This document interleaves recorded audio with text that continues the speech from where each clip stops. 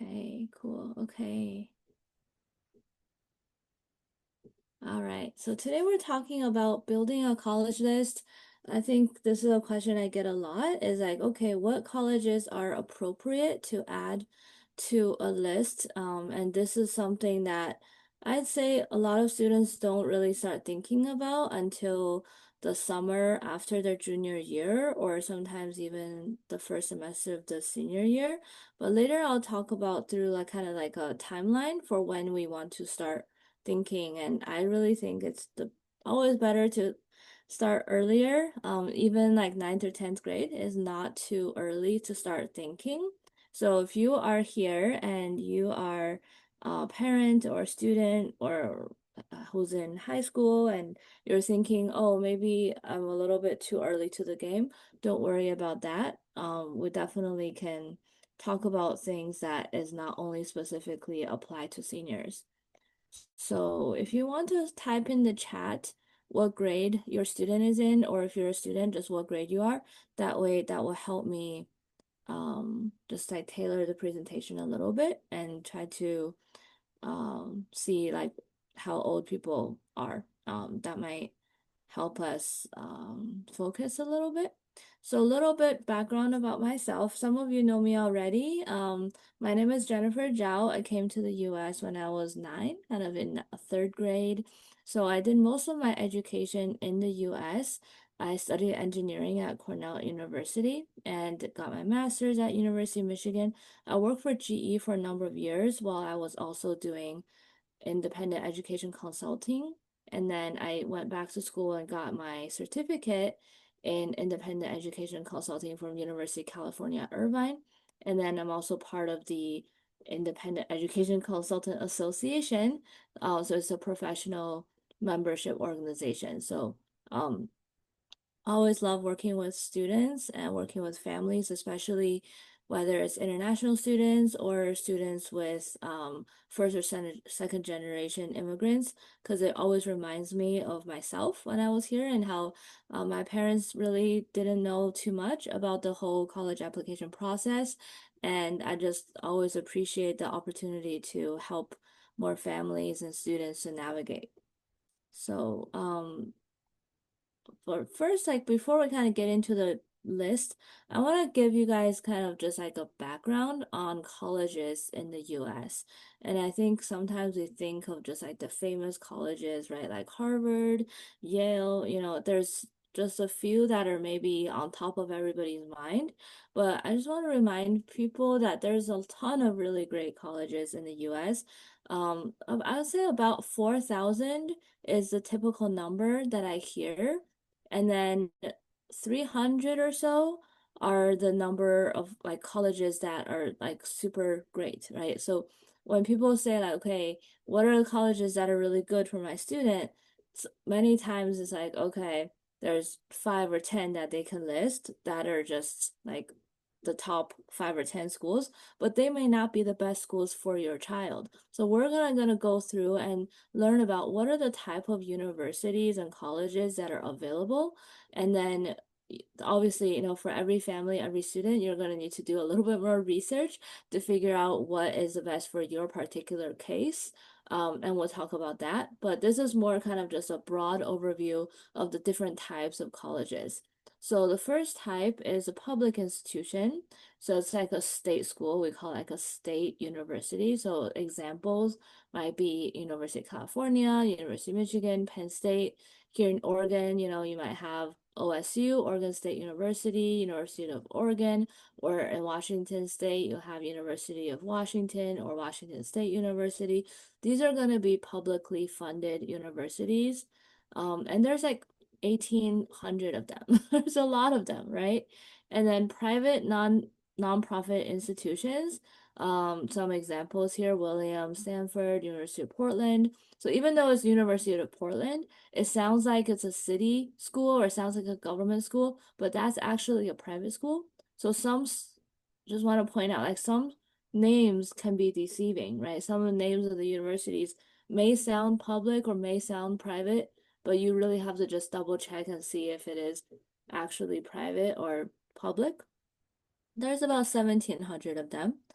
And then there's another category of for-profit institutions. So these are more like companies, I would say. Their goal is not only to educate people, but they're also trying to make money, which not necessarily a bad thing, but you just need to be aware of that, right? So for example, Capella University, Grand Canyon, University of Phoenix, a lot of these universities or schools, they're focused on helping more like adults return to the workforce or changing careers. Sometimes it's like a part-time or online degree, and some of them have a little bit not great reputation. Some of them have better reputation. It kind of all depends on what exactly you're looking for. But most of the students that are the first time going to college, senior, graduating high school, most of them, they're going to be looking at the top two categories, right? The public institutions, which are also nonprofit, and then the private nonprofit institutions. So that gives you about, 3,000 some, close to 4,000 choices. Okay. And then I'll just move my bar because it's kind of like in the way. Okay, so quick thing about public institutions. Typically, the tuition is lower, especially for in-state residents. I'm just gonna check the chat real quick. Is there any questions? No, 9, 10. Okay, perfect. Yeah, great. We have some younger students here. Wonderful. Ninth grade, 11th. Wonderful. Perfect. Um, they're gonna have usually a little bit larger student body. Larger meaning, could be 10,000, it could be 50,000 students, right, in the entire university. They're gonna have a little bit higher student faculty ratios. And when I say usually, it's not like every school is gonna be higher, bigger student body or higher student faculty ratio. You're gonna have to look at every single school, but in general, that's typically the case. Diverse classes and majors offered, right? So these are bigger schools. They're going to have lots of different majors, lots of different classes that students can take. And then, but keep in mind that some of these majors or classes have restrictions, right? So for example, with UC, there are certain very popular majors that you have to apply specifically to those majors in order to get in as a freshman, and it's very difficult to get in or almost impossible to switch into those majors once you're already in the college, right? So although there's a big variety of majors and classes offered, sometimes there's going to be these restrictions in terms of very popular majors.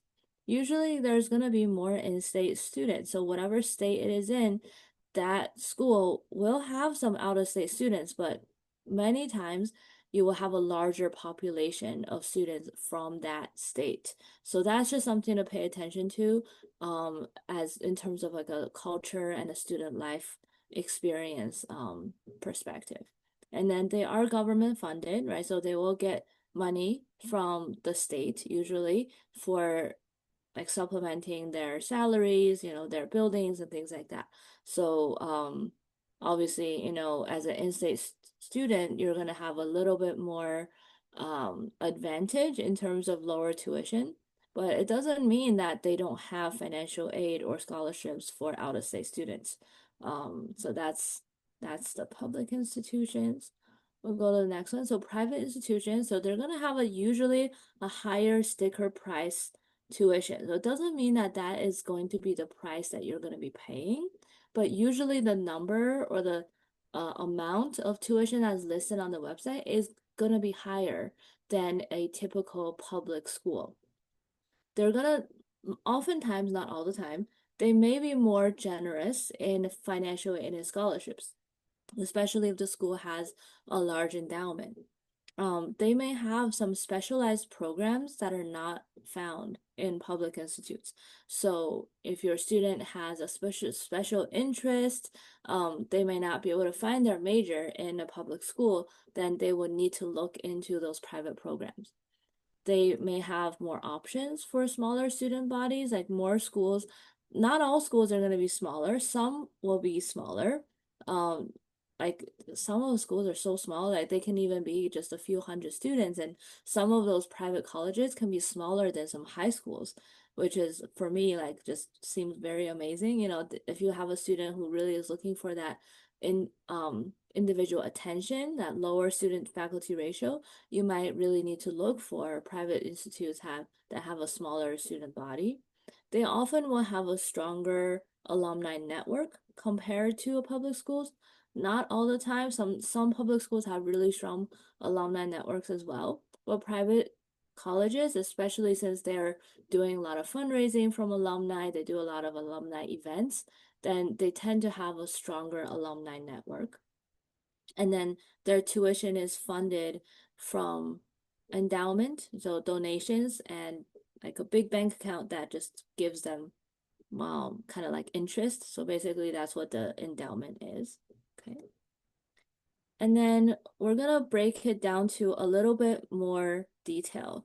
So now all these three types of schools can be either public or private. So the first section or the first category is like a research university. So this will be a school kind of like UW, right? Or it could be University of Michigan, or it could be Stanford or Cornell, any of these schools. They have an undergraduate programs, right? Multiple colleges or maybe one. And then they also have graduate school. So students that are going to masters, PhDs, sometimes medical schools that are attached, law schools that are attached. And those graduate school professors are also doing research. So a larger school, undergrad, graduate, all in one, mostly in the same campus. Sometimes they have different campus in different locations, but oftentimes it's in one big campus. So the students will have more opportunities for doing research, even as an undergrad. Those big research universities often will have more academic majors available. And then they also may have more flexibility as well. So you could have like be able to switch majors like in between different schools, and that's not always the same. But typically in a research university, when you have many different colleges or majors offered, you have just more opportunity, right? So for example, you have a student who's not super sure what they want to do, and this is very common and very normal. They may say, okay, I kind of like STEM, like I like math and physics and science, but I also really like, reading. I also really like history.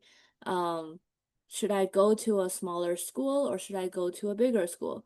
And many times, just, depending on the student as well, we might include some of those larger research universities in there because it's going to have more options for that student. If they go to college, they take a class, they suddenly become very interested in something, that's just more opportunity for them to be able to find a major that they like in that school. Because, I mean, yes, you can always transfer, but my recommendation is always like, if you don't have to transfer, don't transfer, right? If you really have to transfer, of course, do it. But if at all possible, it's better to figure out a college that is going to meet most of your needs when you're first applying so that you don't have to go through the effort and stress and pain of like having to apply the second time while you're in college. Okay, so I just a little bit digress. And the second category here is a liberal arts college. So a lot of times people ask me, what is a liberal arts college? What does it mean? Liberal arts colleges, they tend to be more open in terms of allowing the student to explore. So when they come in, most of the time, almost all the time, students don't have to declare a major when they're coming into the school. And that's also true for a lot of research universities, but especially for liberal arts colleges, they really want the student to have a foundation in many different categories, whether it's science, reading, writing, math, any kind of things. You would be able to take classes from all kinds of different majors, different disciplines, and then some classes can be interdisciplinary, some can be project based, and really depending on the school, you may have actually STEM like mixed in. So just because it's liberal arts, it doesn't mean that it's not science, right? So liberal arts actually includes biology, chemistry, physics, math, like all of those things. They sometimes don't have engineering as part of the liberal arts college, but some liberal arts colleges also do have engineering. So that's something to pay attention to. They're usually not going to be a graduate school inside the liberal arts college. It's usually going to be really focused on undergrad. So it's preparing students for graduate school or professional school, like a medical school, dental school, law school. But a lot of times, students, when they graduate out of liberal arts college, they're usually not, and of course, it depends on the school, so I'm kind of precluding that. I'm not saying like every liberal arts college, but many liberal arts colleges are not really preparing students for work. Like they're not typically saying, okay, you're here 4 years and then I'm gonna get you into the workforce. Like that's typically not their goal. Typically a lot of students will go to a graduate school after liberal arts college, and then after that graduate school, then they will go to actual work. Um, so let's see, typically does not include grad school. Yes, so I mentioned that. So that's something to think about, right? So there may be less research opportunities. So if your student is saying like, I really want to do undergraduate research, it doesn't mean that they can't do it. It just means they may have to do it, maybe do it in the summer, right? During the summer, they may go to another school, do some summer research in a different school.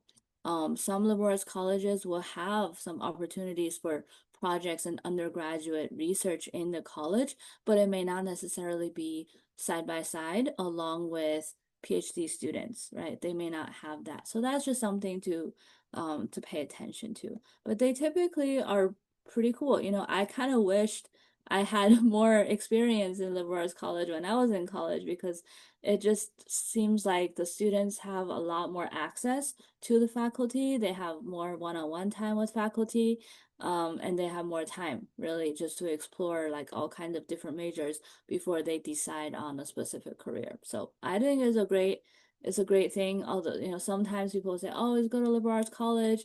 Hard to find a job, right? But that's not always the case. I think sometimes like we underestimate how valuable that liberal arts education is. And then the third section here is like a career or technical school. So this is like a kind of school that is really focused on getting students into the workforce like in a specific career. So examples might be like a Institute of Technology, right? So like MIT, RIT, WPI, RPI. Many times it's a technical school, but it's not always have to be a technical school. It could be an art school, right? So very specific in terms of a career path. They're preparing students for the workforce. Another example here is like Northeastern. Like Northeastern is like all about the co-ops and the internships that the students have to do. So they often will have specific majors or programs that are tailored for specific jobs, and they're typically less flexible. I will say for students who are really sure that they want to do that career, it's excellent, right? They get a lot of hands-on opportunities, whether it's projects or internships. But for students who are like really not that sure, I will say, you know, yes, like if you're STEM and you love STEM and you want to go to a technical school, great. But like if you're not sure what you want to do in STEM, like you might not be, that might not be the best school for you, right? It might not be the best place because it will have less options. And you may have to decide that you have to transfer at the end. Okay, let's go to the next one. Okay. All right. So now we're talking about categories in your list, right? So we talked about kind of categories overall. How many schools should you have in your list? How many schools of different categories, right? So typically, and you can break, some people break this down into 5 different categories. Some people just use three. I think for me and most of my students, 3 categories is completely fine, and it's we don't need to get super complicated. You definitely can do like a couple more categories, like the higher fit versus like lower fit. You know, you can do that. But for me, I think is the easiest way is just to have these like 3 different categories. So the top category is what we call kind of like the lottery or reach schools. And these are the schools where like it's difficult for anybody, right? Like no matter how good your scores are, no matter how good your GPA is, it's going to be difficult for anybody. So the probability of you getting in is like anywhere between 1 to 20%, right? So maybe like 1 in 5 or maybe like 1 in 100, and that's something we can look at specifically for every student based on their profile and their academic preparation. The second category is a fit school. So this is the category that I think you should have the most number of schools in. These are the schools that you have the most, like a higher likelihood that you're going to be accepted and you really like that school. Like a school is going to have everything you need for you to be successful in those 4 years.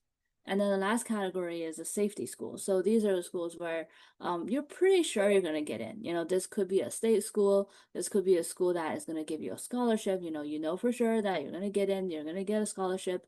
And these are schools that you can actually talk to ahead of time and say, these are my scores. These are like my, activities. What kind of scholarships or what kind of package, can you give me? So it's good to have two or three of these. I mean, yes, yeah, one is great, but two or three just gives you more choices because you don't know what kind of financial aid sometimes or scholarships you might end up getting. So that's kind of the typical categories that we look at and the typical number. So I think it's better not to have more than 20 schools because it really becomes like a dilution of efforts, right? Because if you have fewer number of schools, you can focus on those schools, and that's why building your list is so important. I mean, I see articles of people applying to like 35 schools, 50 schools, 100 schools, but then they end up not getting into like any of the schools that they really want to, right? So it's much better to down select number of schools that you actually want to go to and that fit your requirements, and you're gonna basically do some shopping, right? You're going to figure out what you're gonna pay for and what you're gonna get, right, for those schools, and then focus your efforts on tailoring the applications to those schools. So then you're gonna have a much higher chance of getting into whether it's a reach school or a fit school. Just a side note here, I want to say like I count the UCs all as one school.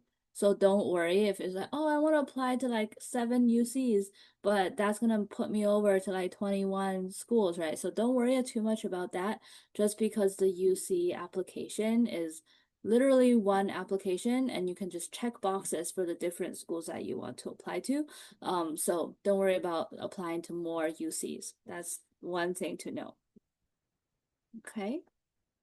Okay, so I think we talked a little about this last time, but I want to just quickly go through the different application types as well, because I think it's important to think about as you're building a list, which schools you're going to apply how, right? Not every school you're going to apply the same way. So, for example, your reach school or your lottery school, like dream school, that's most likely going to be an early decision school. If you're gonna be accepted, you will definitely go, right? No regrets, right? You're not gonna say, oh, well, I wish I got, tried a different school. Don't do that because if you're not super sure that you would love this school, then don't apply early decision to it, right? This is just like um something that like you have to be super sure about. And the other thing is that you have to be really sure that you can afford it, because once they do accept you, you have to go even if they're not giving you a lot of financial aid or scholarships, right? So this is not a wonderful thing, unfortunately, for parents and students. From a financial perspective, because you don't really get to choose what are the different like better financial aid or scholarship packages. So this has got to be your first choice dream school.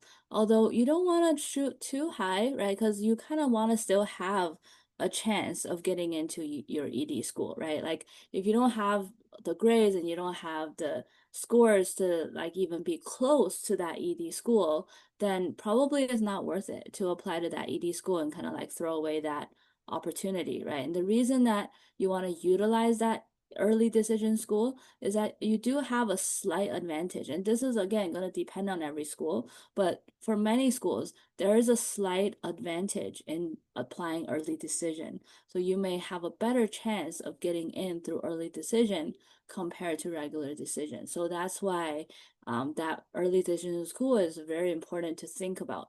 You don't have to apply to a school early decision. You can just apply to everything regular, and that's totally fine. But if you are going to apply for early decision, then just make sure that one, you're not going to be regretful of actually going. And then 2 is that you can actually afford that school. And then same kind of thing with early decision 2 is that it's kind of your second choice school, right? So you have another chance if you didn't get into your early decision school, when you find out decisions December 15th, you do have a second chance. And not every school has early decision 1 and 2, but some do. And not every school has early decision in general, right? So if you do have another school that's like a second choice and you want to do the early decision 2, you have a second chance to do that in January. And then early action school, so these are going to be non-binding. I do recommend if you have schools on your list that are early action schools, please apply for them early action if you can.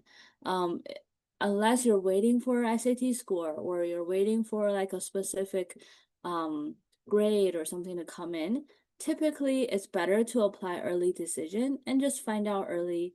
Why not? You know, you want to find out early, you'll feel better when you have some acceptances in your back pocket. And often the early decision candidates are going to get a little bit better financial aid, a little bit better scholarships, because as those are given out, especially for state schools, the amount of money they have just kind of keeps going down, right? So it's better to apply early and grab those opportunities as soon as possible, because some of those scholarships actually have deadlines that are earlier, and many of them have like an honors college or some different kind of programs. So I would recommend doing the early action if you can. And then regular decision, again, is also non-binding. So you can apply, they can accept you or not, but you don't have to go. So both early action and regular decision schools are going to be non-binding. So you find out, but you don't have to go. And then the last type I will mention is the restrictive early action schools.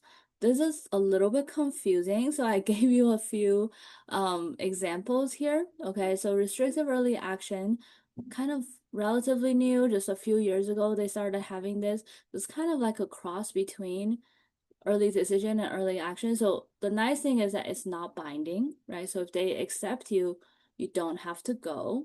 So that's nice. But it does restrict you from applying to other schools, like either EA or ED. So let's just look at some examples. Probably this is the best way to think about it.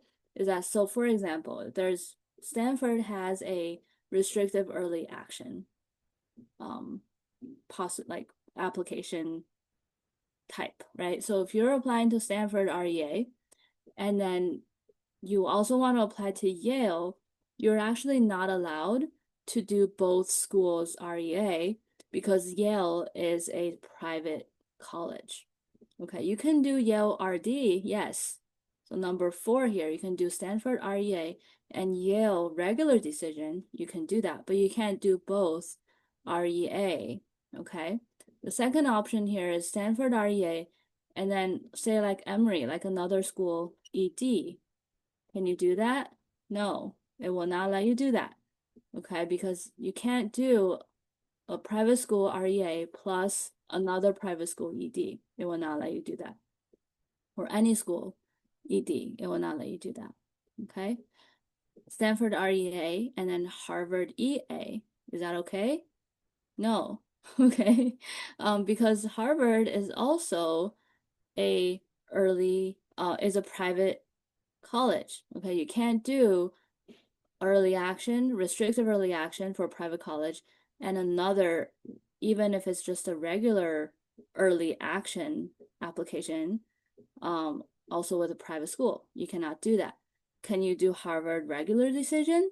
Yes, okay? You can do that. Lastly, what if you want to do Stanford REA and then a state school early action? Can you do that? Yes. Okay. Yes, you can do that. Okay. Hopefully that makes sense. If you guys have any questions, feel free to type it into the chat. And for anybody who came in after, like more recently, feel free to type in your grade number, like what grade your student is in. Okay, that'll help me get an idea. Okay. All right, so hopefully that's clear. If you have questions on that, we can talk about it more. Okay. All right, so what are some factors that we should ask ourselves when we're thinking about what colleges to add to our list? So first question, right? How important is the cost for you in your college decision?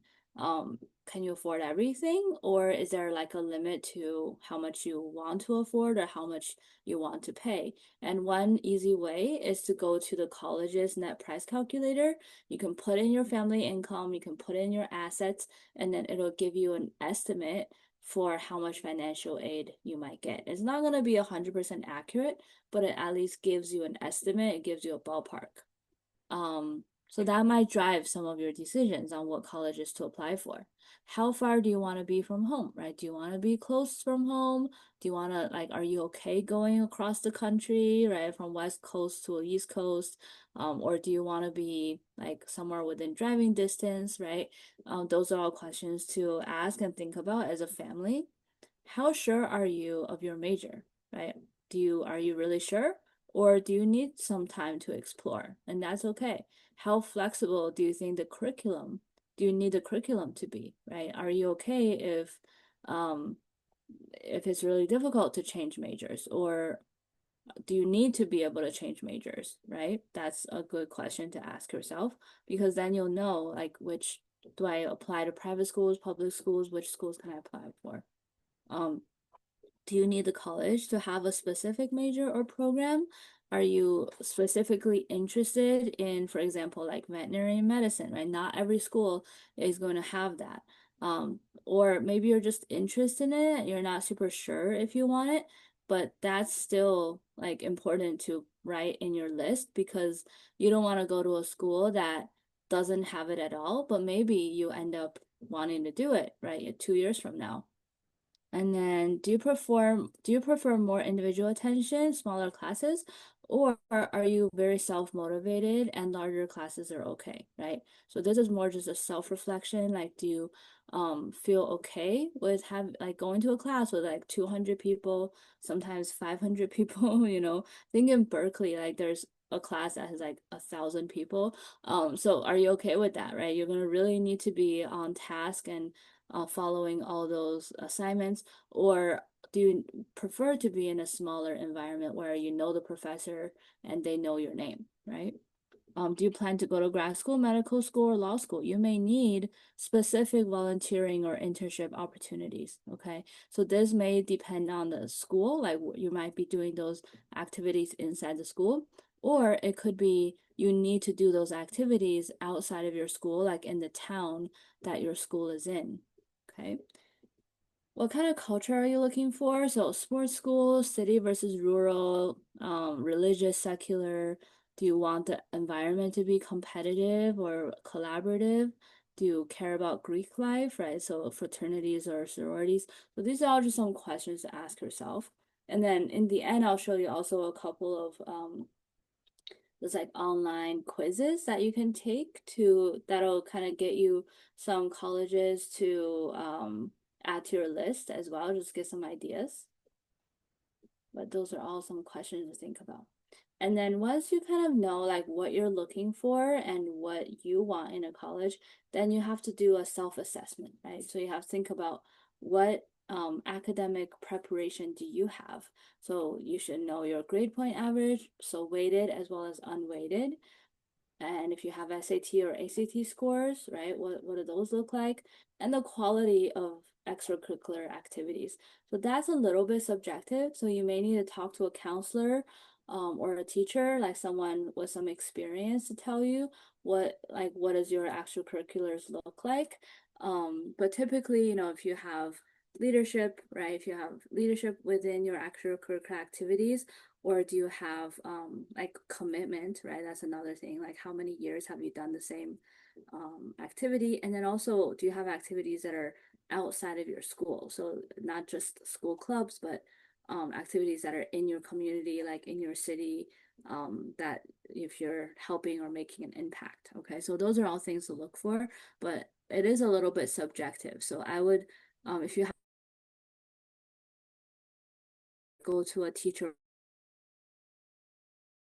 And so this is just like all of these graphs are available online. So you can go to thoughtco.com, which is linked right here, or you can look at common data set. Every school has to publish their common data set, which includes their acceptances from the previous year. So this is something to look at. On the x-axis here is our SAT, ACT scores. And on the y-axis, you have your GPAs, right? So the top right corner are going to be the highest academic achieving or academic performing students, right? So then the blue dots are the like accepted, but they're not going. Okay. The green dots are they're accepted, right? So it includes all the people who are accepted, who are actually going, includes going and not going. The blue dots are the ones that haven't accepted and they're not going, they're going to a different college. The red dots are the denied ones, and then the orange are the waitlisted people. Okay, so when you look at some of these scatter plots, then you can see, okay, where am I on this? Where am I on this graph, right? So if you're, here versus down here, you're gonna have you kind of get a visual, get an idea for your chances, right, of getting into that school. So this will be a good measure when you're looking at like reach schools, fit schools, safety schools, okay? All right, so this is an example of the common data set. And every school has this, so you can just Google the school's name and then common data set, and that should come in, whether it's an Excel sheet, sometimes it's a PDF. The first graph I'm showing here is the like relative importance of academic and non-academic factors, right? So this is going to tell you from the school. This is actually what the school discloses publicly, like how important these things are. So it's going to say, okay, class rank, GPA, like these are all very important for the school. And then non-academic, right? They do consider interview, and then extracurricular, talent, ability, personal, right? Those are very important for them. And then some of these other things are a little bit important, but not super important. So this will give you an idea for what are the schools are looking for. So many students always asking me, what are the students or what are the colleges looking for? Like, what should I write in my application? So these are actually what the college will publish and tell you what they're looking for, okay? And what factors are more important to them compared to other factors. Okay, and then this is another portion of the common data set. Okay, so this is saying how many percent of students submitted their SAT scores. This is, in this case, 51%. How many students submitted ACT scores? 19%. Okay, and then out of those students who submitted scores, it shows the admitted students. So 25th percentile, 75th percentile, basically like the range of scores that are like the bottom 25 up to the top 75th percentile, right? Where the mean would be the average between these two numbers. So you can see like if you're within this range, like 1360 to 1520, then you're kind of like in that middle, right? You're gonna be in that middle. And you can do the same thing for just like looking at math only or writing only, and you can also look at it for ACT scores. And then down here, you can also see like what are the percentage of people who got in from the different ranges. So between 700 to 800, 70% of people who were admitted were in this range, were in the 700 to 800 range. But there's still like a quarter or up to a quarter or a third of people within the 600 to 699 range, right? So you can kind of tell where you might fall within that population. Okay. All right. So now we're moving on to timeline. So what do you do when, right? I'm glad to see a lot of students here that are a little bit younger, 9th, 10th, 11th grade. So definitely this is a great time to start thinking about it. The first thing is really kind of to know yourself, right? To like ask those questions like earlier I was putting out there, right? Like how sure are you? Like it would be great to explore some careers, majors, think about locations, think about like do you want a bigger school, smaller school? The more clear that you can be about like what kind of career you want to do, the easier it's going to be, right? If you're just like, I have no idea, like I want to do anything, it's like totally open, that's going to be harder to find colleges, right? But if at least if you can say, okay, I want to be on the STEM side, right? Or I want to be on the like writing English side, right? That's kind of like already like big areas. So maybe like within the ninth and 10th grade, it's kind of good to think about like, do I want to be on the STEM, like math science side, or do I want to be on the English side? Or maybe do I want something in between, right? Do I want to be doing like business, right? That would be kind of like something in between. So those are all good questions to start asking yourself and doing some research, job shadowing. Visiting colleges is great when they're young. Visiting colleges, especially close to home, just like low investment, right? So you can just drive there, do a college visit, or like somewhere that's convenient. And I would recommend actually going and registering and doing the tour and don't just walk around campus. Many times students say like, oh yeah, I've been to that college. I walked around. Did you do the tour? No, I didn't do the tour. It's like, why not? Why don't you do the tour? Just walking around is not really going to tell you much other than, oh, this campus is pretty. I like it. Or this campus is not pretty. I don't like it, you know? Yeah, you're gonna know that. But if you're gonna do the tour and do the info session, then you get a much deeper understanding of that college, and you might be able to talk to some faculty, staff, or students that will give you more a deeper impression of what that school is all about. And then you can also attend some college fairs, connect with college reps, do some virtual visits. Like there's a lot that you can do within the 9th to 10th, 11th grade time frame. Okay. Don't underestimate just doing some virtual visits, right? You can learn so much online these days. 11th grade spring semester, so this is kind of getting into the action, right? About the second semester of your 11th grade, you should be coming up with like a bigger list of colleges, well, like maybe 30 to 40 potential colleges, and we're going to narrow that down. Remember, we're not going to apply to probably more than 20 colleges, okay? So 30, 40 is a good bigger list to start with, and then we're going to start kind of cutting it down and focusing more within that semester and into the summer.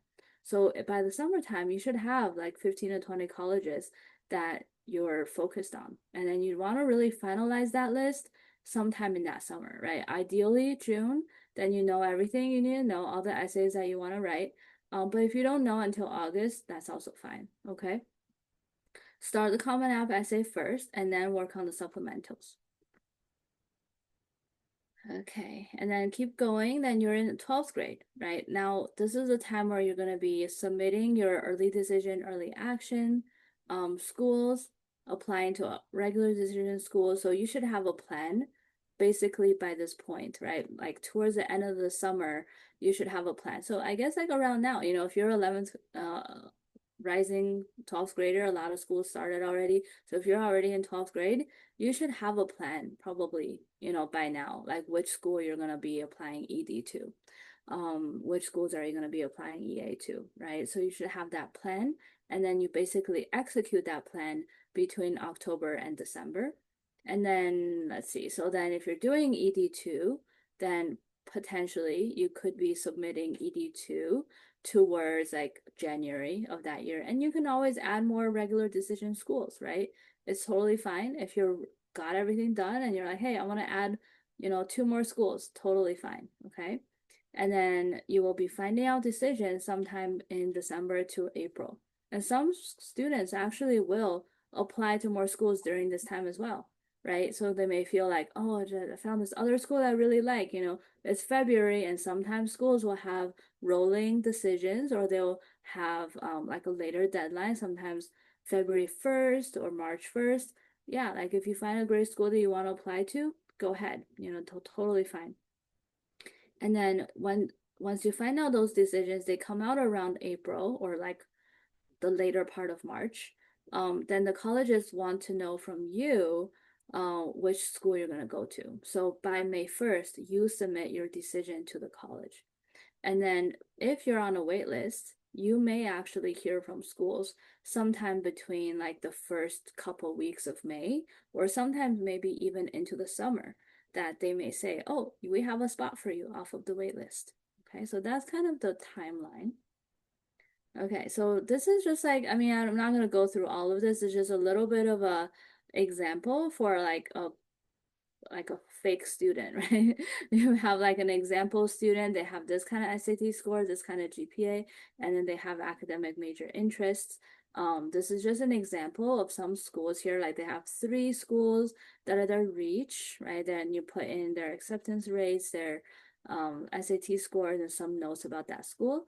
Then they have some more match schools or quote unquote like fit schools, right? They have University of Florida, they have Texas Austin, and then they have some more schools, and then they have some safety schools down here, right? So notice that for each of these schools, and they did a great job here to say, okay, they have this special bachelor/master's plan, or they have this like study abroad program that I'm interested in. So it's great to like put in some of the details for each school that is special about that school that you're interested in. And that also helps when you're writing those supplemental essays, right? And you can, a lot of times they'll say, why do you want to come to our school, right? It's like a why school essay. So when you have already done that research, then it'll be great to go ahead and utilize that. All right. Okay. I think we're getting to the end here. Let's see how we're doing on time. Good. Okay, perfect. So just a few more tips for you to save time and energy and make your life easier. Don't try to apply to ED for the sake of saving time and energy. Some students will say, oh, I just want to get in through my ED school. That way I don't have to apply to 15 schools. Well, it doesn't really work like that because you don't find out about your ED decision until December 15th anyway, right? And then say you didn't get accepted in your ED school, then are you saying to me that you're going to then write all of your regular decision applications in 2 weeks because those regular decision deadlines are January 1st? That's really not going to happen. Okay. We really don't want that to happen because what are the quality of your applications going to be when you're going to spend 2 weeks to apply to like 10 schools, right? That's really not going to be the best plan. So what I always want my students to do is ideally finish all of your essays by the end of summer. If you can't do that, but definitely finish all of your essays by, say, like beginning of October or middle of October at the very latest. So that includes all of your ED schools, all of your early action schools, and all of your regular decision schools. So that once that early decision comes out, the February or December 15th, then you can just whether, okay, I'm done, I got accepted, or if you didn't get accepted, then you can say, okay, well, I'm ready to apply. Then you just copy paste everything in, or then you just hit the buttons and then apply, right? Then it's not going to be stressful to you, okay? Don't apply to many schools, focus your efforts. We talked about that. Safety schools should be affordable, right? They should not be like difficult to afford. I mean, that's just my personal opinion. You might not have the same opinion, but I think if you're gonna put safety schools on your list, then they should be schools that are gonna offer you a great package, right? And it should also offer everything else you want, right? Whether it's a major, the size of the school, location, you should be happy in your safety school. Like you should not be like, okay, I'm going to my safety school and I'm gonna hate it. Don't do that. Pick safety schools that are gonna be a great deal financially, but also it has all the majors and all the benefits that you want out of college as well. Okay. Don't let your friends influence you too much. I think this is very common where it's like, well, my friend is applying there, so I'm gonna apply too. Well, what's best for your friend may not be best for you. And people will make new friends when they're in college. So you don't have to feel like, oh, I'm gonna go somewhere where my friends are going. I think college is a great time to make new friends and make new connections. And it's great if you keep friends from high school, but you don't have to like all go to the same college, okay? Um, let's see. And then lastly, just don't apply to a college just for ego boost. And I think this is sometimes students do this, right? Sometimes they're like, oh, I just want to see if I'll get in. I don't really want to go there, but I just want to see if I get in. Ensure that like the schools that you're actually applying to really has what you need. Really, you're only going to go to one college, right? You don't need to get into every college. You don't need to say like, oh, I got into 10 colleges. Like that doesn't really matter. What matters is that you're happy with the one college that you're going to go to. And then also remember that there's really no perfect college, right? Every school is going to have pros and cons. It's you're not going to be like 100% happy all the time when you go to that school, no matter how great or how highly ranked it is, right? So we kind of have to just like, I think that's part of the learning and part of the growing is that like we go to the best place that we can go to and take advantage of all the opportunities that are there. But it doesn't mean that like, okay, if I went to this the one school versus school A versus school B, then like my whole life is ruined or whatever. That's really not the case. Okay, so there's so many schools like when we started, almost 4,000 schools that are out there that are wonderful, that are great. And probably like the top two, 300 are all really great. Okay. They may not all have the major or the program that you want, but many of them probably do. So, it's great to go through this process of self-evaluation and self-reflection to figure out like which schools will be best for you and you learn a lot about yourself. But it's not the end of the world if you kind of go to a school that is not like your first choice or even second choice, because whatever school you end up going to is much more important that you take advantage of that opportunity and get the most out of that experience. Much more important to do that rather than actually just going to like your top school, right? So if you went to your top school, you might be super happy, but some people go to their top school and they're still not super happy, okay? So a lot of times like it's not like which school you go to, but it's more importantly, it's how you utilize your time and energy once you're there. So, all right. Okay, so these are just a little bit like recommendations. You can try a few of them, all of them, whatever you want to do. If you want to take a screenshot, you can. These are just like some quizzes that are online you can take and they'll ask you different questions and then give you like a list of colleges for you to consider. You don't have to use all of them, but it's kind of a cool tool that if you're just like need some brainstorming, like need some help, you can go to those tools and they might give you some ideas for colleges that sometimes you might find colleges that you have not heard of before, but maybe they're good for you. All right. I think that's all I had, and I think we're good on time. So we have a few minutes for questions. And here's my contact information, website, WeChat, phone number. Feel free to reach out to me if you guys have any questions after this webinar. But I'll take any questions now, whether you want to put it in the chat or you can go ahead and unmute and we can chat a little bit.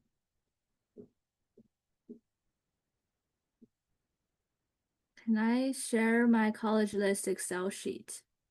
I don't know if I have an Excel sheet. Are you talking about, Camila, like which Excel? Did you see something on the presentation?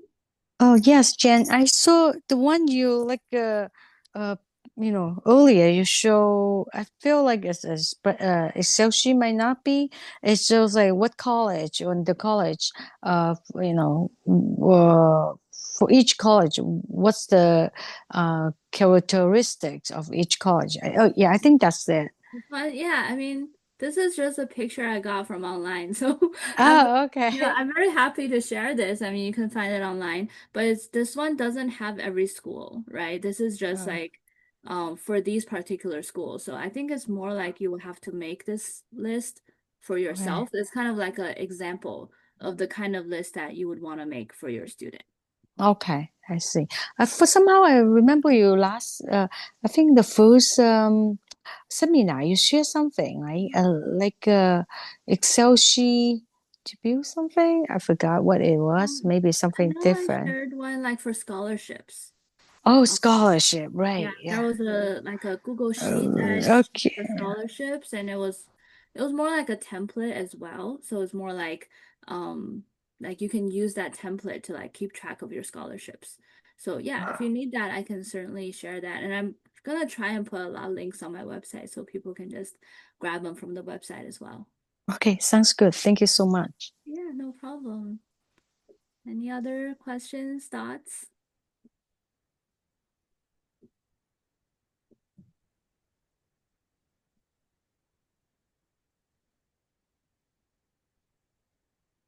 Okay. Jen, I also have a question about regarding my daughter's interest in, seminar for college application.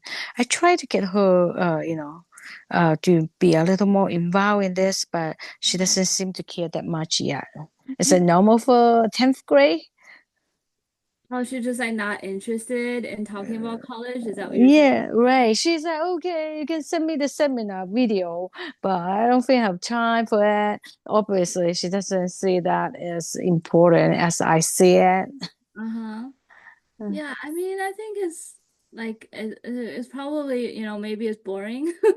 mm, If she's like has a lot of activities or homework and a lot of things, like of course, it's not probably like the top choice, like to want to do it or to want to learn more. But I think what I would recommend is maybe just like having some time to chat, like not necessarily about college, but just like what she's interested in, you know? Just mm, like, hey, like what kind of things do you want to do? Like what kind of do you like art stuff? Do you like writing? Do you like math? Like what kind of stuff are you into? And I think sometimes like we're just try to listen as much as we can as parents, and then we can sort of guide their interests, right? So if we kind of say like, hey, maybe the student likes video making, likes to make videos, then you might be able to find like some careers that related to that and say, hey, have you ever thought about that you could do that as a career? I think just like having those conversations, maybe a little bit more, and I think it depends on the kid, right? So they might be a little bit more open to having those kind of talks rather than say like, oh, you have to think about college now and you have to think about like applications, and then it sounds like really stressful, right? yeah, you're right. Yeah, Thanks. I think a lot of students, like when they think about college, it's actually stressful, especially if they go to a school where a lot of students are like high achieving, right? Like if a lot of students around them are like, especially if they hear it from older students, like whether they're like 11th or 12th grade, so they may hear it from those students and they might be complaining, about writing essays. They might be stressed out about like picking colleges or picking majors. And a lot of times like they're not really talking about college in a positive way. You know what I mean? Hmm. Kind of talking about it either from like a pressure kind of way or like a stressful kind of way. So I think what I always try to do is make it more fun and exciting. There's more like a fun and like exploring kind of way. Then they are often a little bit more open to hear about it. Oh, I didn't know I can do this kind of club in college, or I didn't know I can do like study abroad in college, right? So if you kind of start talking to her and doing some of those college visits, because like a lot of times at the college visits, they're really trying to sell you, right? Mm, They really try to make it fun for the students and say like, oh, our college is so great. So if you take them to some of those school like orientation or like visitation days, then they might find like it's actually fun to think about college and think about future. It doesn't have to be stressful. So I don't know, hopefully that helps a little bit. that's good. Thank you. Yeah, no problem. OK，下面有一个问题，那在哪个大学会开心是有点抽象的问题，有哪些客观条件可以帮助学生做判断？OK，在哪个大学会开心？I think yeah，就是不是太清楚，对不对？So like it may not be clear which school you're gonna be most happy. It's kind of subjective, right? Um, yeah, okay, I'm speaking English. Okay. And then so like I guess the question is like what are some objective ways to help students decide like which colleges? So I think the first thing is really the outcome, right? What do you want the outcome to be? Like it's not so important like okay, what's the ranking of the college or like all that kind of thing, but what do you want the student to have like be prepared to do when they're graduating, right? Is it go to the workforce, get a certain job, or is it go to medical school, go to graduate school, right?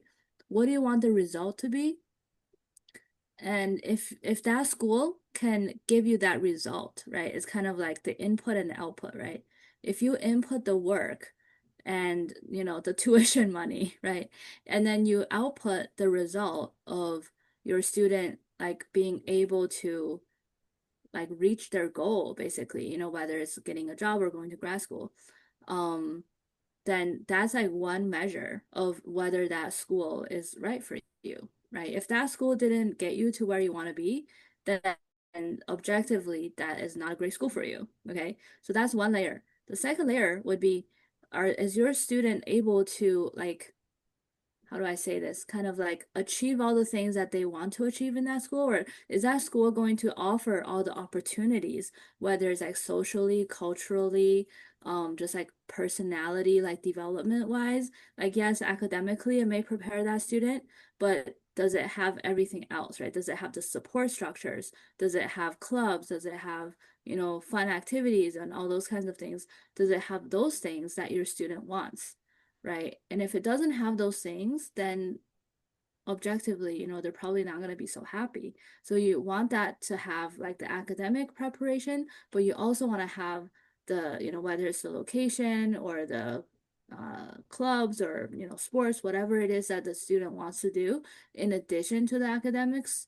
Then if it has all those things, then those two big pieces are pretty important, right? So if it has those two things, I say, great. If it can get you the job or get you the grad school that you want, and it helps you make friends, helps you develop yourself, leadership skills, communication skills, having some hobbies or activities that you can explore, then that's already really good, right? And then thirdly, if it's like financially feasible, right? If it's financially feasible for you to have those two things and also is financially feasible for you, whatever that means for your family, then if you have those three things, then, I think you're in a pretty good place.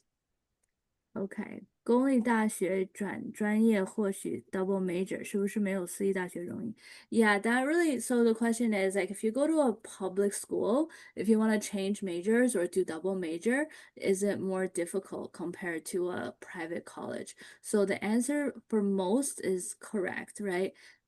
Of course, like not every public school is going to be more difficult, right? But in general, public schools are going to be a little bit less forgiving in terms of double majoring or changing majors. But some private schools are not easy to do as well, right? So I would say you have to look at every school's policies and figure out, what it is. And sometimes it's not clear on the website. So you might have to ask them, right? Or whether it's at an info session or just emailing them to ask what exactly is the policy. And the more more like specific the question can be, for example, is how easy is it to change from mechanical engineering to electrical engineering, right? So that's a much easier question to ask rather than just say, okay, how easy is it to change majors, right? Because they're going to be like, well, it kind of depends like on the major, right? So if you're going from art major to engineering major, like that's going to be difficult no matter what school you're going to be in, right? But if you're saying like I'm going to go from say, mechanical to electrical, then some public schools are going to be harder to do because some of those majors have restrictions. But for private schools, it might be super easy. Like it's just like, okay, sure, why not? Because a lot of those classes are going to overlap. And it also depends on when you're going to change those majors, right? If you're going to change within the first or second year of college, it's typically pretty easy, especially at private school. But if you're changing when you're in third or fourth year, then oftentimes that means you're going to be taking classes over the summer, or you're going to be like studying for 5 years instead of 4 years. Okay, hopefully that helps. All right, any other questions?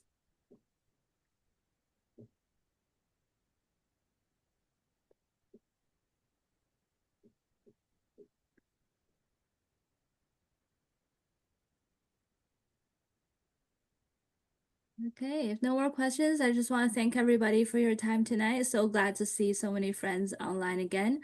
We'll do another webinar. I think the next one is September 20th, so 2 weeks from now, same time, 7 o'clock Pacific time. And we're going to be doing some deep dives in college essays. And that one, I would highly recommend if you have students who can come. That would be really wonderful for them, especially if it's 11th or 12th graders. especially if 12th graders that they really need the help, then they should come to that, and we can go through some real essays and talk about what to look for, what are some common mistakes, and how we can make those essays really shine. So looking forward to seeing you guys in 2 weeks. 谢谢 Jennifer 也谢谢大谢谢，家的参与好，那我们下次9月20号见谢谢，好，谢谢大家，晚安。好，晚晚安。安。